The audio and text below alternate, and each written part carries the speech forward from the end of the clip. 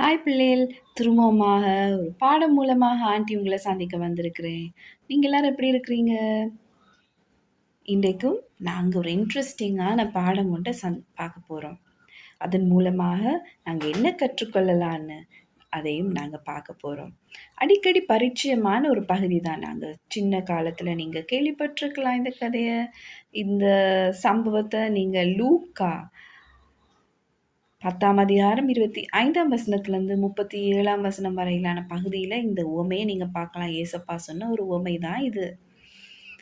இந்த கதைய நாங்க கேட்க முன்னால வழமை போலவே நாங்க நல்ல உற்சாகமான ஒரு பாடல பாடிட்டு, உற்சாகமா வந்து அமர்ந்து இந்த பாடத்துக்கு நாங்க செவிமடுக்கலாம். அப்ப நாங்க எல்லாம் பாடிட்டு வந்துருவோமா? வாங்க நாங்க எல்லாம் பாடிட்டு வந்துரலாம்.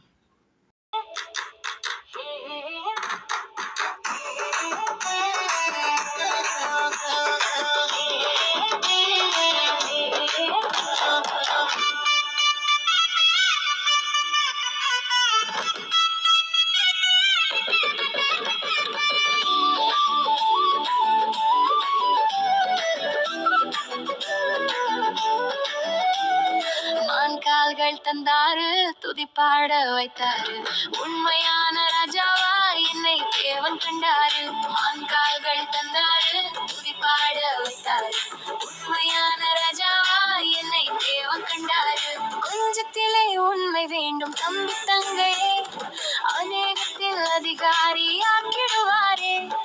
கொஞ்சத்திலே உண்மை வேண்டும் தம்பி தங்கையே, அநேகத்தில் அதிகாரி ஆக்கிடுவாரே. எஜமானின் சந்தோஷம் பெற்றிடுவோமே, இன்பமான துதிப்பாடல் பாடிடுவோமே. எஜமானின் சந்தோஷம் பெற்றிடுவோமே, இன்பமான துதிப்பாடல் பாடிடுவோமே. மண்கால்கள் மண்கால்கள் மான்கால்கள் தந்தாரு, துதிப்பாட வைத்தாரு, உண்மையான ராஜாவா என்னை தேவன் கண்டாரு. மான்கால்கள் தந்தாரு, துதிப்பாட வைத்தாரு, உண்மையான ராஜாவா என்னை தேவன் கண்டாரு.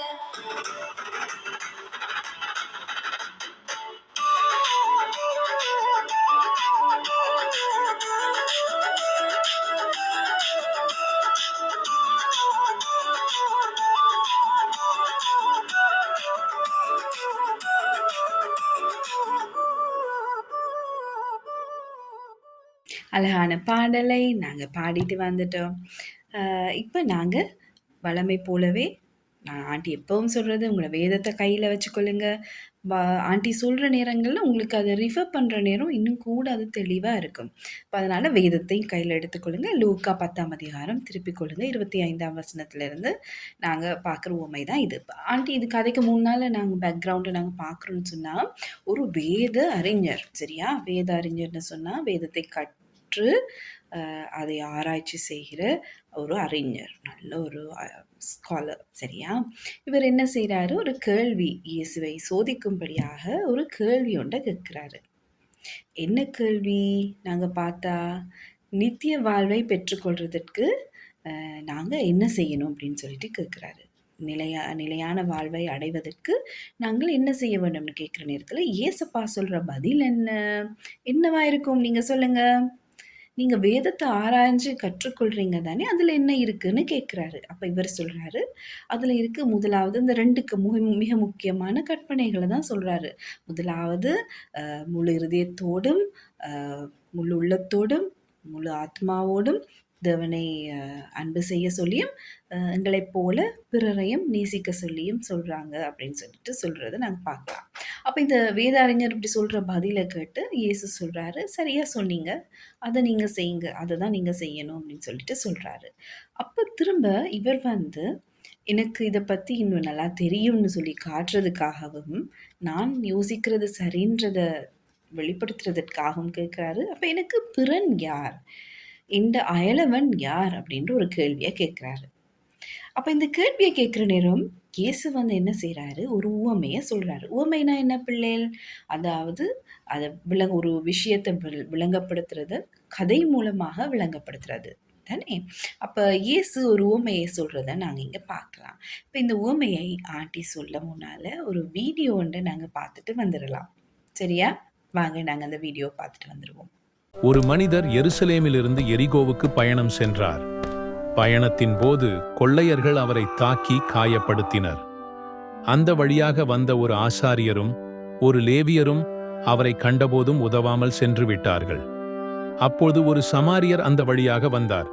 அவர் காயமடைந்த மனிதனை பார்த்து இரக்கம் கொண்டு காயங்களுக்கு மருந்து போட்டார்.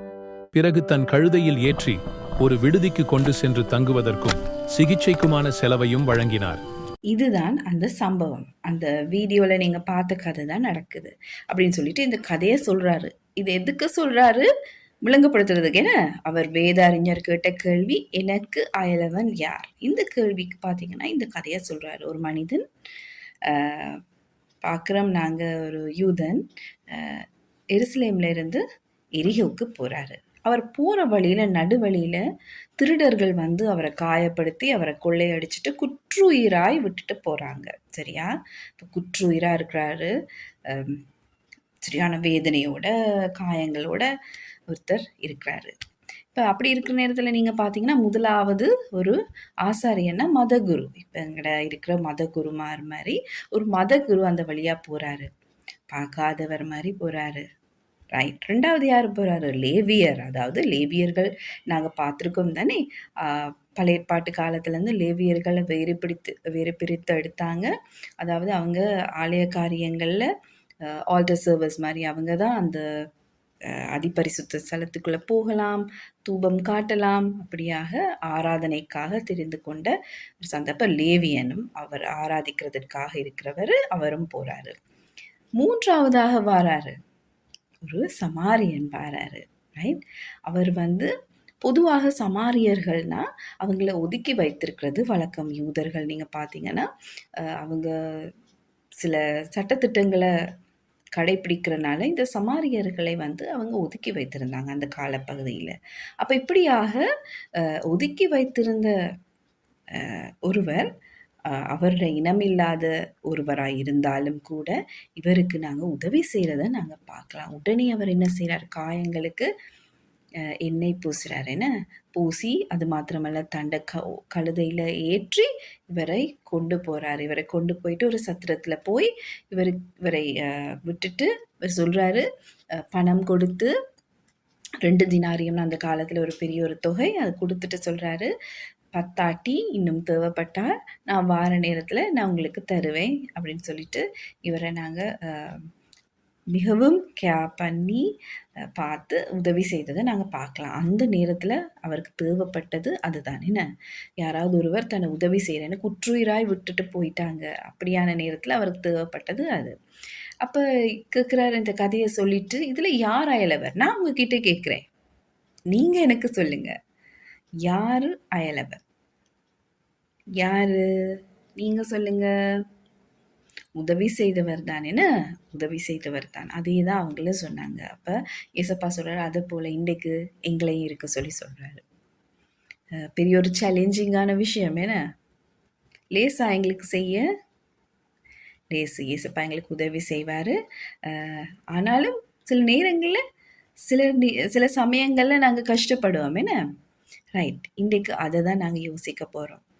நாங்கள் கஷ்டப்படுற அந்த காரியங்கள், அந்த நபர்கள் யார்? உதவி செய்கிறதற்கு. அப்போ இன்றைய நாளில் தெளிவாக எங்களுக்கு வேதத்திலேருந்து இயேசுப்பா இந்த உவமை மூலமாக சொல்கிறாரு. எங்களுக்கு வந்து அதாவது எங்களை போல இருக்கிறவங்க இல்லாட்டி எங்களுக்கு தெரிந்தவங்க அப்படின்னு சொல்லிட்டு இல்லை. சில நேரங்களை தெரியாதவங்களாக இருக்கலாம், சில நேரம் பிற இனமாக இருக்கலாம், மதமாக இருக்கலாம், அது யாராகவும் இருக்கலாம். உதவியோடு தேவைப்படுகிறவர்களை நாங்கள் கண்டா உதவி செய்ய திராணி இருக்கும் பொழுது நாங்கள் உதவி செய்ய வேண்டியது எங்களுடைய கடமை. அது எங்களை இயேசப்பா எதிர்பார்க்கிறார். அதுதான் பிரதான கட்டளையாகவும் இருக்குன்னு எங்களைப் போல பிறனையும் நேசிக்க சொல்கிறத நாங்கள் இங்கே பார்க்கலாம். அதுதான் இதில் வெளிப்படுத்துகிறாரு. சரி. அப்போ இந்த நேரத்தில் வந்து நான் உங்கள்கிட்ட ஒரு கேள்வி கேட்டேன். என்ன? அதுக்கு முன்னால் நாங்கள் இருக்கிற இடங்களை கொஞ்சம் இப்போ யோசித்து பார்க்கலாம். ரைட். இப்போ நீங்கள் ஸ்கூலுக்கு போகிறீங்க, வீட்டில் இருக்கிறீங்க. பெற்றோரோட இருக்கிறீங்க, சகோதரர்களோட இருக்கீங்க, ரைட். பிறகு ஸ்கூலுக்கு போறீங்க. ஸ்கூல்ல உங்களோட ஃப்ரெண்ட்ஸோட இருக்கீங்க. அது ஒரு என்வாயர்ன்மெண்ட். அதுல நீங்க சந்திக்கிற நபர்கள், தேவைகளோட சில நேரம் உங்களோட நண்பர்கள் இருக்கலாம். வீட்டுல தேவைகளோட உங்களோட சகோதரர்கள், உறவினர்கள் இருக்கலாம். பக்கத்து வீட்டு அயலவர்கள் இருக்கலாம். பிறகு பார்ப்போம் நீங்க ஸ்போர்ட்ஸ் பிராக்டிஸஸ் எல்லாம் செய்றீங்கன்னு சொன்னா, அந்த குழுவினர், அந்த நபர்கள். அத தவிர நீங்க வேற ஏதாவது கிளாஸஸ் போனா, டியூஷன் கிளாஸஸ் அங்க இருக்கிற நபர்கள், உறவினர்கள். இல்லாட்டி அத தவிர நீங்க சந்திக்கிற நபர்கள், சில நேரம் தேவைகளோட உங்களை வந்து சந்திக்கலாம். ஏன்னா, அப்படியான நபர்களுக்கு மத்தியில, தேவைகளோடு இருக்கிற நேரத்தில நீங்க என்ன செய்றீங்க? அவங்களுக்கு உதவி செய்றீங்களா? இன்றைய நாளிலே நாங்க அத யோசிப்போம். நீங்க மட்டும் இல்ல, நானும் கூட யோசிக்க வேண்டியவங்களா இருக்கிறேன். சரி, ஓகே. நானும் கூட யோசிக்க வேண்டியவளா இருக்கிறேன். ரைட். இந்த நேரத்தில நாங்க அதைத்தான் சிந்திக்க போறோம். சரி, அப்ப ஆன்டி இன்னைக்கு நீங்க படித்தத சுருக்கமா 3 காரியங்கள் உங்களுக்கு ஞாபகப்படுத்த விரும்புறேன். சரியா? எத்தன காரியங்கள்? 3 காரியங்கள். மிக முக்கியமாக, முதலாவது வந்து எதிர்பாராமல் நன்மை செய்யுங்க. எதையும் எதிர்பார்க்காம, உங்களால முடிந்த சந்தர்ப்பத்தில உங்களுக்கு ஒரு ஆப்பர்ச்சுனிட்டி கிடைக்கிற நேரத்தில, உங்களுக்கு ஒரு வாய்ப்பு கிடைக்கிற நேரத்தில அத நீங்க பாவிக்கணும். எதிர்பார்க்காமல், அவரிடமிருந்து எதையும் எதிர்பார்க்காமல் உதவி செய்ய பார்க்கணும். என்ன நீங்க பார்த்தீங்கன்னா, நல்ல சமாரியன் உவமையில அவர் எதுவுமே எதிர்பார்க்கல. ஏன்னா அவரிடத்துல ஒன்றுமே இல்ல. எல்லாத்தையும் திருடர்கள் திருடிட்டு போயிட்டாங்க. ஆனாலும் திரும்ப எதையுமே எதிர்பார்க்காம நல்ல சமாரியன் வந்து உதவி செய்தத நாங்க பார்க்கலாம். 2வது, அவர் யாரா இருந்தாலும் எங்களுக்கு பரவாயில்ல. அ சமாரியர்கள் ஒதுக்கப்பட்டிருந்தாலும், அவர் வேறொரு ஜாதின்னு சொல்லிட்டு உதவாம இருக்க இல்ல. அவர் வந்து நல்ல சமாரியன். அவருக்கு உதவி செய்தார். அதனால அவர் யாரா இருந்தாலும் பரவால்ல. எங்களுக்கும் கூட உதவி தேவைப்படுகிறவர்கள் யாரா இருந்தாலும் பரவாயில்ல. எங்களுக்கு ஒரு சந்தர்ப்பம் கிடைக்கிற நேரத்தில நாங்க அவங்களுக்கு உதவி செய்ற பிள்ளைகளா இருப்போம். அது எங்களுக்குரிய ஒரு எதிரியா இருந்தாலும் பரவாயில்லை. சரியா? பொதுவா நாங்க எதிரிகளுக்கு உதவி செய்ய மாட்டோம் தானே! ஆனா இன்றைய நாள்ல திரும்பவுமாக நாங்க அவர்களுக்கும் கூட உதவி செய்வோம். ஏனென்றால், தேவனுடைய சாயலை நாங்க அப்ப அவங்களுக்கு நாங்க தெரியப்படுத்துவோம். இயேசுவின் சாயல் இதுதான்னு சொல்லி அவர் எங்கள் மூலமாக மகிமைப்படுவார். அதனால எதிரிகளா இருந்தாலும், உங்களுக்கு விருப்பம் இல்லாதவங்களா இருந்தாலும், உதவி என்று தேவைப்படுகிற நேரத்தில உங்களுக்கு சந்தர்ப்பம் ஒன்று கிடைச்சுச்சுன்னா, கட்டாயம் நீங்க செய்யணும். அதுதான் தேவனுக்கு பிரியமான ஒரு காரியம். அடுத்ததாக நாங்க பார்க்கிறோம், இயேசுவின் அதுங்கிற சாட்சியுள்ள வாழ்க்கை என இயேசுவின் சாயலை நாங்க வெளிப்படுத்துறது தான் இயேசப்பா விரும்புறார். என்னைப் போல நாங்க எல்லாம் கொடிகள் என இயேசப்பாவுல இணைந்து இருக்கிற நேரத்தில எங்களுக்கு கனி கொடுக்கலாம். அப்ப அது ஒரு குடுக்கிற நாங்க கனியா இருக்கு. மற்றது இன்னொரு மிக முக்கியமான விஷயம் என்னன்னா, கலாத்தியர் 6ஆம் அதிகாரம் 9ஆம் வசனம். ஒரு அருமையான வசனம். இப்ப இந்த பாடத்த ஆயத்தப்படுத்துகிற நேரத்தில, என்னுடைய வாழ்க்கையிலும் அதிகமாக பேசின ஒரு வசனம். ஒவ்வொரு முறையும் ஏதாவது ஒன்று நான் உங்களுக்கு ஷேர் பண்ணுவேன் தானே, என் வாழ்க்கையிலயும் அப்படித்தான். இப்ப நன்மை செய்வதில் நாம் சோர்வடையாமல் இருக்க வேண்டும். நன்மை செய்வதில் நாம் சோர்வடையாமல் இருக்க வேண்டும். ஏனென்றால், நன்மை செய்வதை விட்டு விடாமல் இருந்தால் ஏற்ற காலத்தில் அறுவடை செய்வோம். நாங்கள் ஏற்ற காலத்தில் அறுவடை செய்வோம்.